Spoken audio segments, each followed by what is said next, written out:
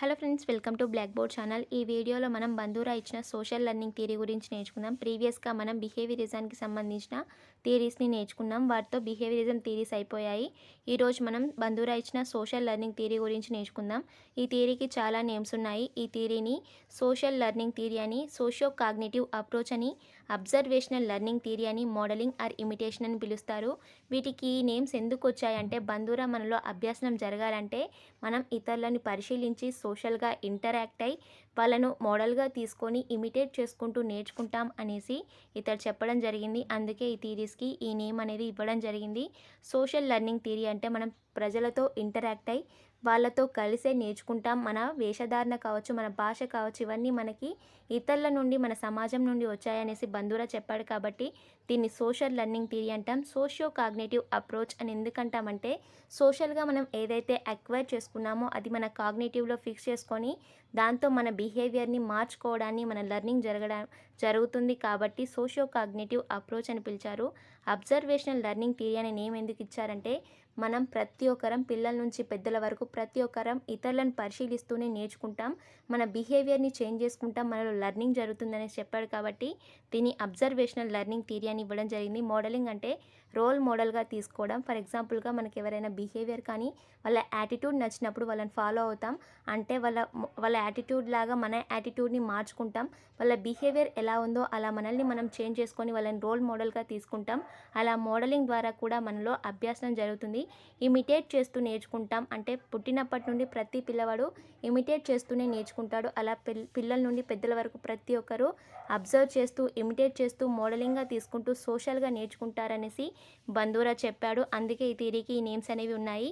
Social learning theory is a theory of learning process and social behavior which propose the new behavior can be acquired by observation and imitation other. ఇతరుల యొక్క బిహేవియర్ని observe చేస్తూ, imitate చేస్తూ మన బిహేవియర్ని change చేసుకోవడం, మనలో జరిగే లెర్నింగ్ని social learning theory అని పిలవడం జరుగుతుంది. ఇతడు బొబోడాల్ ఎక్స్పెరిమెంట్ అనేది చేశాడు. పిల్లవాడు ఏదైతే పరిశీలిస్తాడో దాంతో అతడు నేర్చుకుంటాడు. ఫర్ ఎగ్జాంపుల్గా పిల్లవాడు టీవీలో దౌర్జన్యపూరితంగా ఉన్న ఒకటి చూశాడు అనుకోండి. అంటే ఇద్దరు ఫైట్ చేసుకుంటున్నారు. ఆ ఫైట్ని చూసి పిల్లవాడు దాన్ని అబ్జర్వ్ చేసుకొని ఇంట్లో అతడు కూడా వాళ్ళ సిస్టర్తో, వాళ్ళ బ్రదర్తో ఫైట్ చేసి వాళ్ళ చేతులు కాళ్ళు విరగ్గొట్టడం, ఇలా పిల్లవాడు పరిశీలించి నేర్చుకుంటాడు అనేది ఈ బొబోడాల్ ఎక్స్పెరిమెంట్తో అతడు చెప్పడం జరిగిందంటే, పిల్లవాడు దౌర్జన్యపూరితమైన ప్రవర్తనని కూడా చూసి నేర్చుకునే అవకాశం ఉంటుంది. కాబట్టి ఇలాంటి బిహేవియర్ని పిల్లవాడి నుండి దూరం చేయాలి, ఇలాంటి వాటిని పిల్లలకు చూపించకూడదు అనేసి ఇతడు ఎక్స్పెరిమెంట్ ద్వారా చెప్పాడు. పిల్లవాళ్ళలో అగ్రెసివ్ బిహేవియర్ అనేది అలాంటి బిహేవియర్ని చూసినప్పుడు డెవలప్ అవుతుందనేసి బొబోడాల్ ఎక్స్పెరిమెంట్ ద్వారా ఇతడు చెప్పడం జరిగింది. బొబోడాల్ అంటే మనం కిక్ చేసినప్పుడు వెనక్కి వెళ్ళి మళ్ళీ ముందుకు వచ్చే ఒక డాల్ని బొబోడాల్ అంటారు. ఇతడు పిల్లవాడు కిక్ చేయడం అనేది టీవీలో చూసి అతడు కూడా బొబోడాల్ పైన ఇలా కిక్ చేయడం, వాళ్ళ బ్రదర్ సిస్టర్స్ పైన కిక్ చేయడం, ఇలాంటి దౌర్జన్యపూరితమైన అగ్రెసివ్ బిహేవియర్ అనేది కూడా పిల్లవాడు నేర్చుకునే అవకాశం ఉంటుంది. కాబట్టి టీవీలలో ఇలాంటివి ఇవ్వకూడదు అనేసి ఇతడు ఈ ఎక్స్పెరిమెంట్ చేసి చెప్పడం జరిగింది. అలాగే వైకేరియస్ లెర్నింగ్ అనేది చెప్పాడు. వైకేరియస్ లెర్నింగ్లో వైకేరియస్ పనిష్మెంట్ వస్తుంది, వైకేరియస్ రీఇన్ఫోర్స్మెంట్ వస్తుంది. దీని నుండి మల్టిపుల్ టైమ్స్ మనకి ఎగ్జామ్లో క్వశ్చన్ వచ్చింది. వైకేరియస్ లెర్నింగ్ అంటే ఏంటంటే, ఒక వ్యక్తి యొక్క ప్రవర్తన పరిణామాల్ని పరిశీలించి మరొకరు తన బిహేవియర్లో మార్పు తీసుకొచ్చుకోవడాన్నే వైకేరియస్ లెర్నింగ్ అంటాం. వైకేరియస్ పనిష్మెంట్ అంటే ఏంటంటే, ఫర్ ఎగ్జాంపుల్గా క్లాస్లో ఒక పిల్లవాడు చేయిని రేస్ చేశాడు అనుకోండి. ఆ చేయి రేస్ చేసినందుకు టీచర్ తనకి పనిష్మెంట్ ఇస్తే మిగతా పిల్లలు కూడా చేయిని రేస్ చేయడం కిందికి చేసేసుకుంటారు. ఎందుకంటే అతనికి పనిష్మెంట్ ఇచ్చే ఎఫెక్ట్ అనేది అందరి పిల్లలపైన పడుతుంది. ఎందుకంటే అతనికి పనిష్మెంట్ చేయి రేస్ చేయడం వల్ల పనిష్మెంట్ అనేది ఇచ్చింది. కాబట్టి దాంతో వాళ్ళు తమ బిహేవియర్ని చేంజ్ చేసుకున్నారు. దాన్నే వైకేరియస్ పనిష్మెంట్ అంటాం. ఒక్కరిని మనం చెంపమించెలి కొడితే క్లాస్ మొత్తం పిన్ డ్రాప్ సైలెన్స్గా ఉండిపోతుంది. అంటే వాడికి అల్లరి చేస్తే దెబ్బలు పడ్డాయి కాబట్టి మనకు కూడా పడతాయి అనేసి వాళ్ళ బిహేవియర్లో వాళ్ళు మోడిఫికేషన్ అనేది చేసుకుంటారు. వాళ్ళ బిహేవియర్ని చేంజ్ చేసుకోవడం అంటే ఒకరిని చూసి మరొకరు తమ బిహేవియర్లో చేంజ్ తీసుకొచ్చుకోవడాన్ని వైకేరియస్ లెర్నింగ్ అంటాం. వైకేరియస్ పనిష్మెంట్ అంటే ఇది, ఒకరిని కొడితే మరొకరు క్లాస్లో ఉన్న పిల్లలంతా వాళ్ళ బిహేవియర్ని చేంజ్ చేసుకోవడం. వైకేరియస్ రీఇన్ఫోర్స్మెంట్ అంటే, ఈ వైకేరియస్ రీఇన్ఫోర్స్మెంట్ ద్వారా మనం పిల్లల యొక్క మంచి బిహేవియర్ని రిపీట్ చేయించే అవకాశం ఉంటుంది.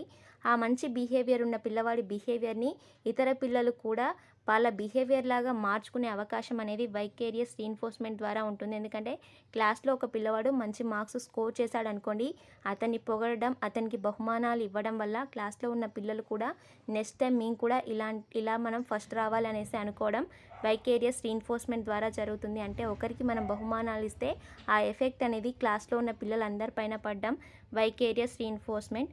వైకేరియస్ లెర్నింగ్ అనేది ఒక వ్యక్తి యొక్క ప్రవర్తన పరిణామాల్ని పరిశీలించి మరొక వ్యక్తి తన బిహేవియర్లో చేంజ్ తీసుకొచ్చుకోవడాన్నే వైకేరియస్ లెర్నింగ్ అంటాం.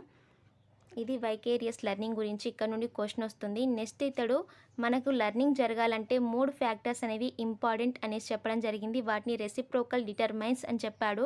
రెసిప్రోకల్ డిటర్మైన్స్ అంటే ఏంటంటే లెర్నింగ్ పైన డిటర్మైన్ చేసే వాటిని రెసిప్రోకల్ డిటర్మైన్స్ అని పిలవడం జరిగింది. అవి ఏంటంటే environment, behaviour, cognitive.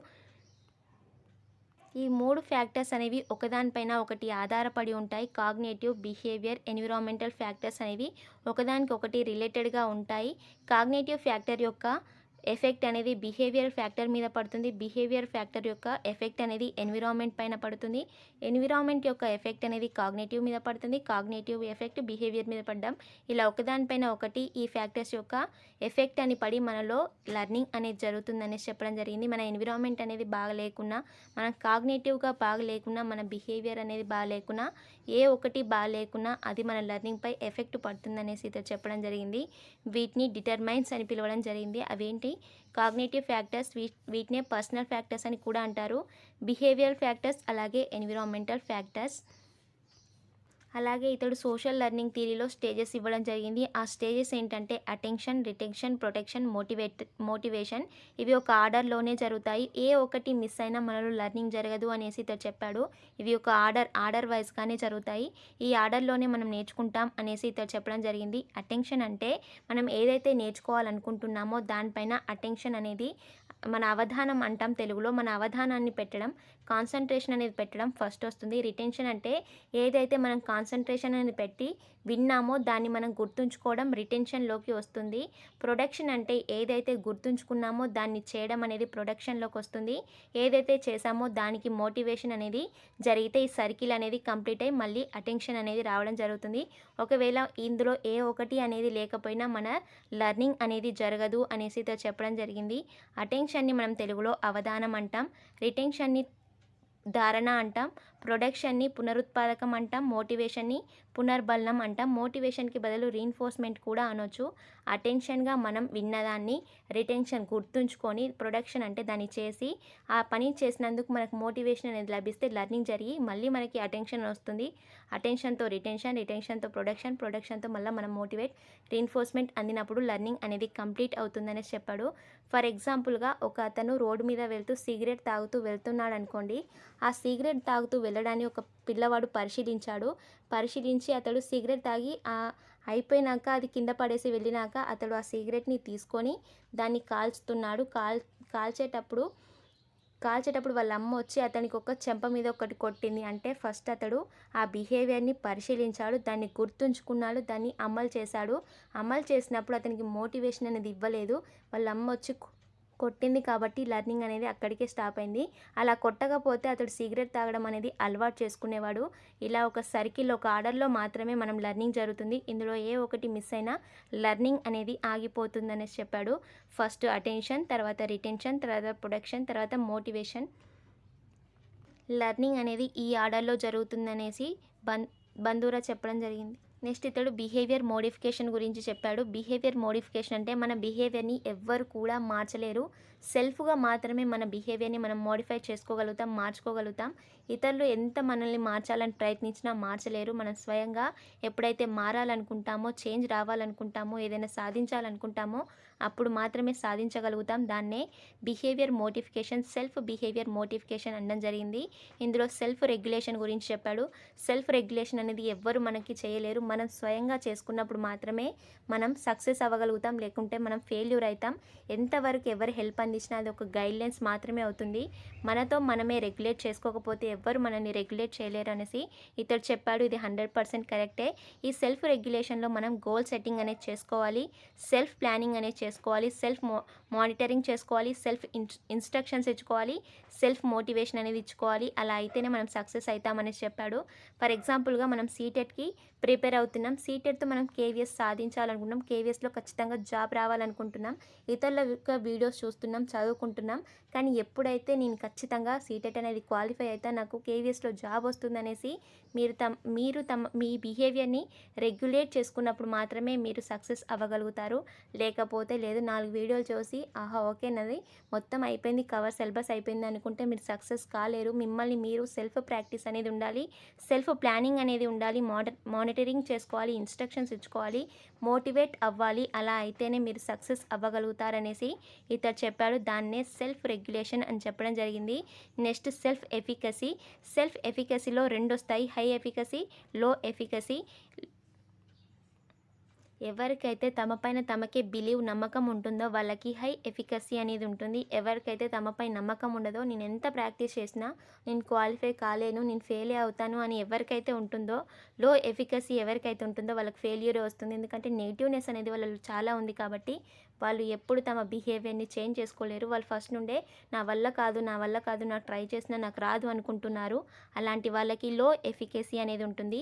High efficacy ఎవరికి ఉంటుందంటే నేను ఎంత కష్టపడైనా సాధిస్తాను, ఎన్ని డిఫికల్టీస్ అయినా నేను ప్రయత్నిస్తాను, నాకు సక్సెస్ అనేది వస్తుంది అనుకున్న వాళ్ళకి హై ఎఫికసీ అనేది ఉంటుంది. ప్రతి ఒక్కరికి హై ఎఫికసీ ఉన్నప్పుడు మాత్రమే సక్సెస్ అనేది వస్తుంది. లేకపోతే మనలో బిహేవియరే చేంజ్ అవ్వదు, మన థాట్సే చేంజ్ అవ్వవు. ఎలా సక్సెస్ వస్తుంది అనేసి ఇతడు చెప్పడం జరిగింది.